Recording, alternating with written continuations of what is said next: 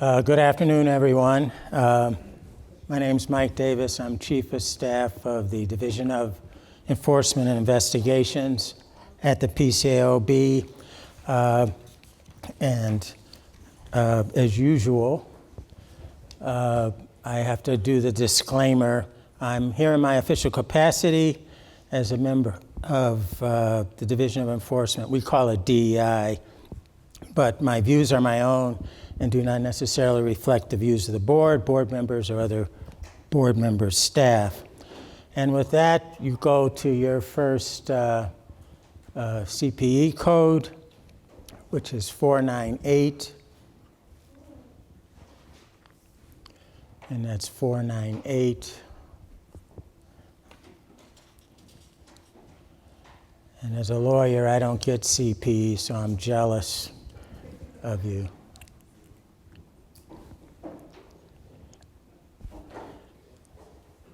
Okay, so I'll begin by saying what we do and what our mission is.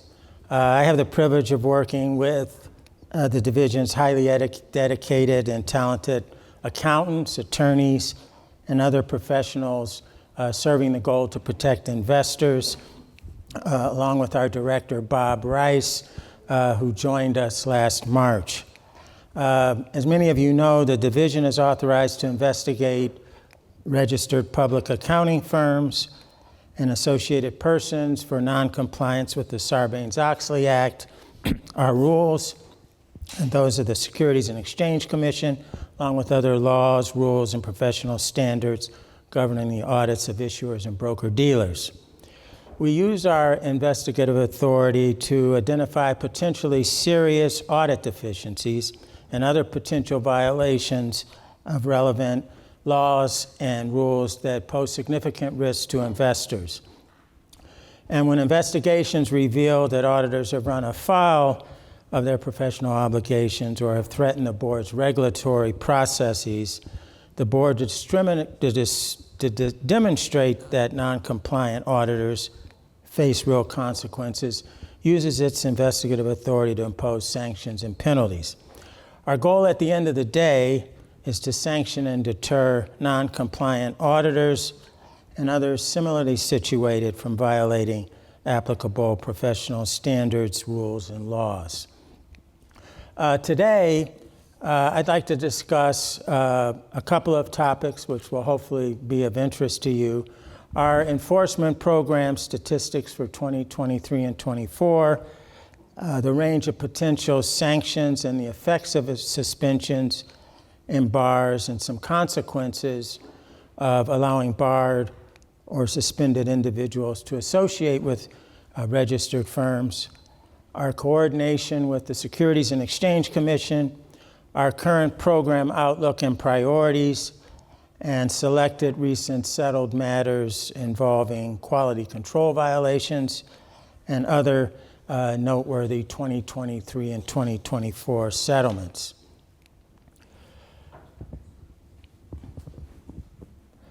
As you can see from this page, in 2023, the division, or DEI, issued 46 public enforcement orders that were approved by the board, which was a 12% increase over 2022 and a 119% increase from 2021. Roughly half of our enforcement orders involved foreign firms or individuals outside of the United States. Historically, it's been about a third, but the last couple of years, it's spiked up a bit.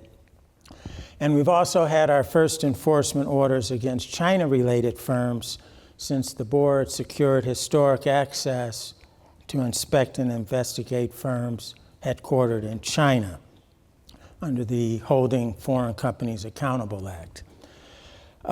Progress so far this year in 2024, we've issued 26 public enforcement orders as of April 30, 2024. And so, depending on one's perspective, we're off to a strong start this year.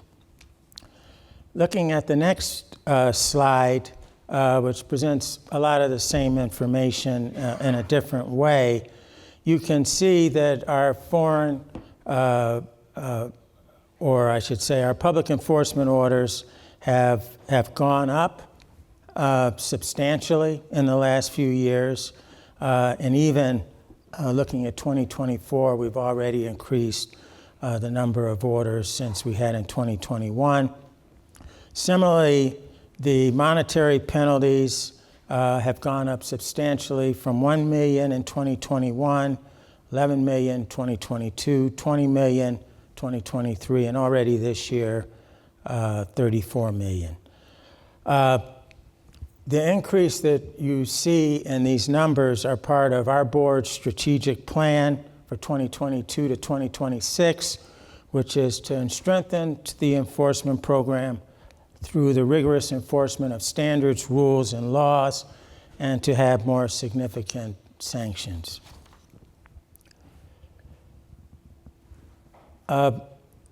Since the inception of the PCAOB and our enforcement program, we've had a range of possible sanctions. These include civil monetary penalties. Individuals can be suspended or permanently barred from association with a registered public accounting firm. We can temporarily or permanently revoke a firm's registration, can temporarily or permanently limit the activities, functions, or operations of a firm or person. And the last three require undertakings such as additional professional education or training, the appointment of an independent monitor or consultant, or impose a censure or any other sanction the board rules is appropriate. The importance of this chart, particularly the last three, are reflective of a forward-looking approach that the board and DEI have taken in recent years, which have emphasized more undertakings related to training and changes in policies and the appointment of independent monitors and consultants. And if you follow our orders, you can see that these particular sanctions have been increasingly used in the last few years. I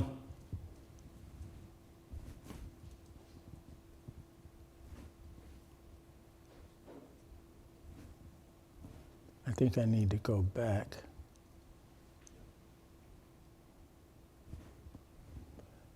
There should have been a poll.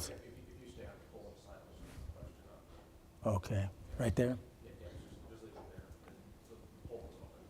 Okay. And the poll is, what is the largest civil monetary penalty ever imposed on a firm in a PCAOB settled disciplinary action? A is $3 million, B is $9 million, C is $18 million, and D is $25 million.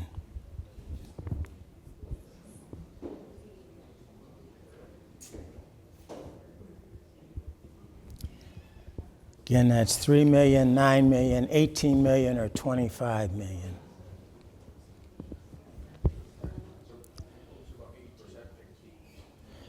So 80% pick D, and if there are awards given, 80% of you would get an award. That's correct.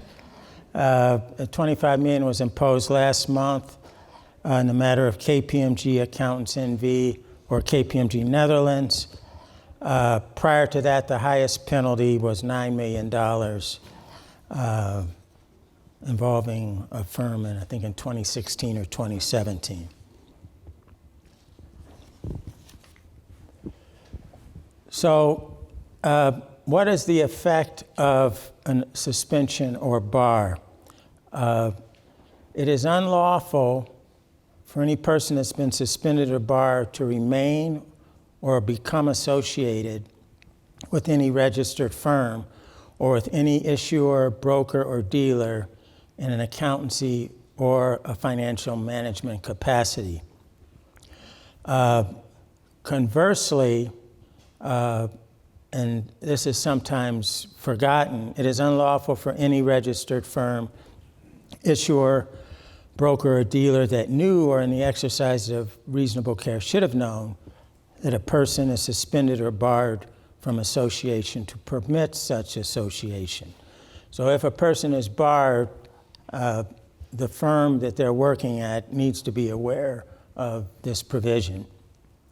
It's also important to note, and this comes up in some of our actions because individuals who face a potential bar suspension don't realize this, that it's unlawful for individuals barred or suspended to associate with issuers, brokers, or dealers in an accountancy or financial management capacity, or for those entities that permit such association. So if one is barred or suspended, you basically cannot have any financial or management role in an issuer, broker, or dealer.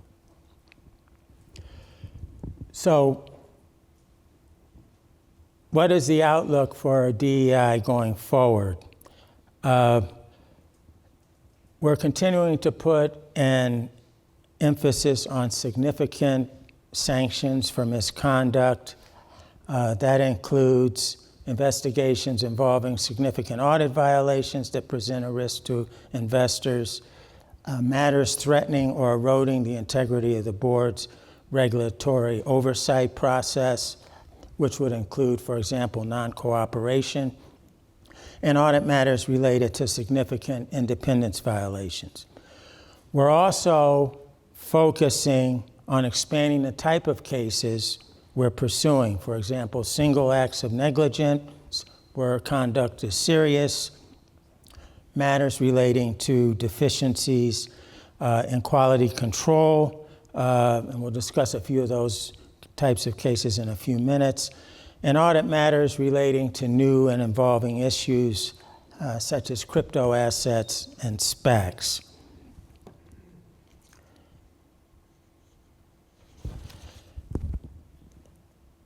And in particular, since 2019, we've been focused on deficiencies in firms' quality control procedures. Firms have responsibilities to ensure compliance of its personnel with professional standards, and a proper system of quality control provides firms with reasonable assurance that they will do so.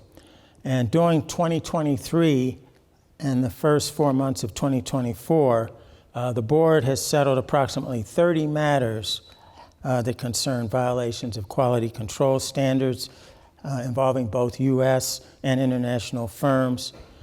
These include all 5 elements of quality control: independence, integrity, and objectivity, personnel management, acceptance and continuance of clients and engagements, engagement performance, and monitoring. And again, we'll highlight a few of these settled matters as we move through the remainder of the slides. But before we do that, you have one more CPE code you can enter. It's 109, CPE code 109.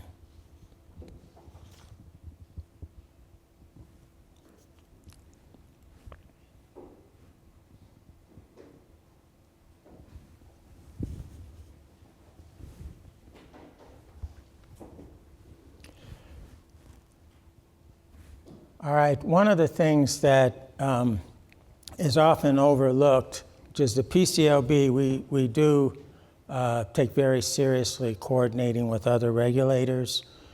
We share information with the SEC, DOJ, and other agencies enumerated in the Sarbanes-Oxley Act. In particular, we coordinate with SEC enforcement. We meet with them regularly. They have auditor investigations that they may refer to us. We have investigations that we may refer to them. Sometimes we'll have parallel investigations. We also coordinate with foreign regulators. We have agreements with, I think, at least 30 foreign regulators around the world, and we coordinate with them, both with inspections and enforcement.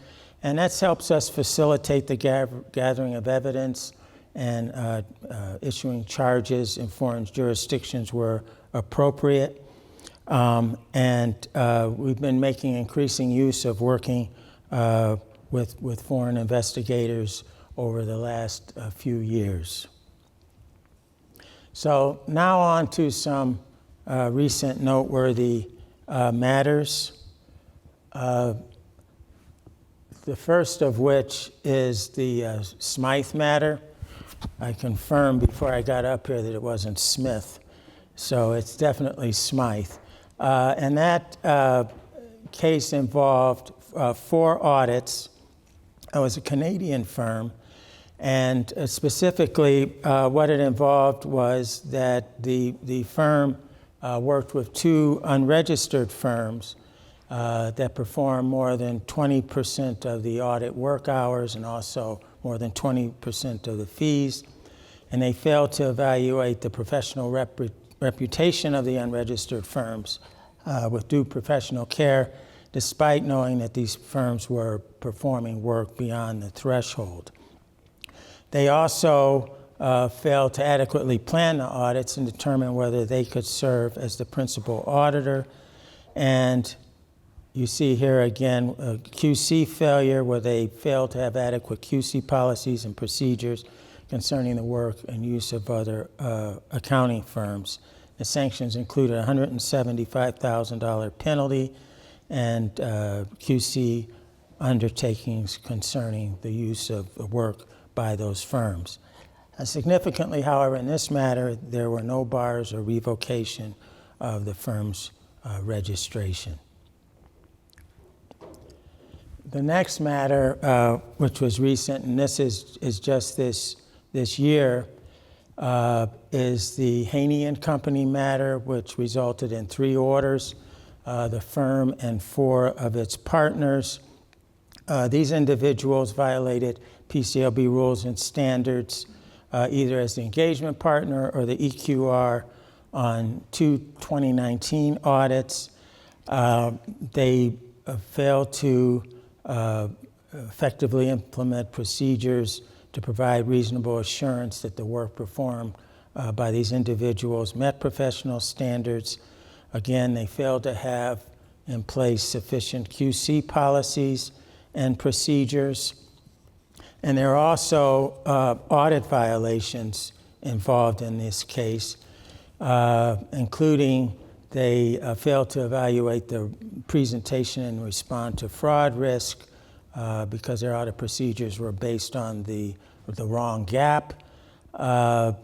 Despite notice from a prior PCAOB inspection, they failed to sufficiently test the evaluation and disclosure of a significant acquisition. And they also failed to obtain sufficient appropriate evidence for cryptocurrency mining revenue because of procedures that were based on the superseded gap. In this case, the sanction was $400,000 in undertakings, and the firm was sanctioned the $400,000. The individuals collectively were sanctioned $190,000, and it involved the engagement partners being barred for 2 years and a practice limitation on the EQR partner. So all of the cases we've gone through so far have involved on one level or another QC violations, along with some other ones. And I believe this is your last CPE code, 624.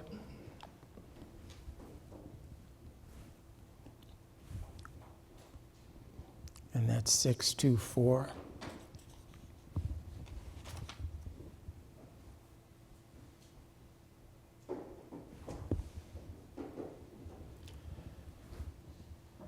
And there's 2 other matters I want to briefly bring to your attention, as I recognize I'm the only thing standing between you and lunch, so we'll move through these. This is the matter of Witham, Smith, and Brown, which is a fascinating case. The firm accepted hundreds of SPAC audit clients or special purpose acquisition company clients, And their practice increased by almost 500%, from approximately 80 to 450, but the number of partners only increased by approximately 50%. And the firm's quality control system failed to provide reasonable assurance that its personnel complied with applicable professional standards and regulatory requirements, and that specifically they took on all of these clients, but they really didn't have the personnel in place to adequately service the clients and to discharge their responsibilities in a professional manner. And that matter resulted in a sanction of approximately $2 million. And also the firm was required to engage an independent consultant to review and make recommendations concerning their QC policies and procedures. And the last matter, Here's what I found. I'm not asking for Siri's help, although I may need it.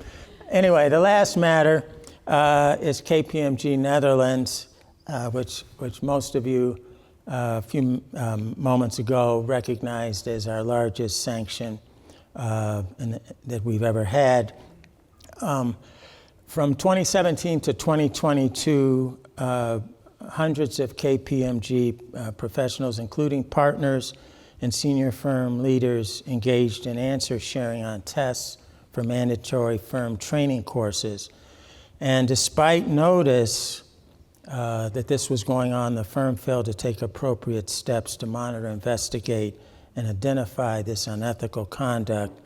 And the firm also submitted false representations during the investigation, and they claimed that they had no knowledge of the answer sharing, even though some of its own firm leaders were responsible for those representations and had engaged in answer sharing.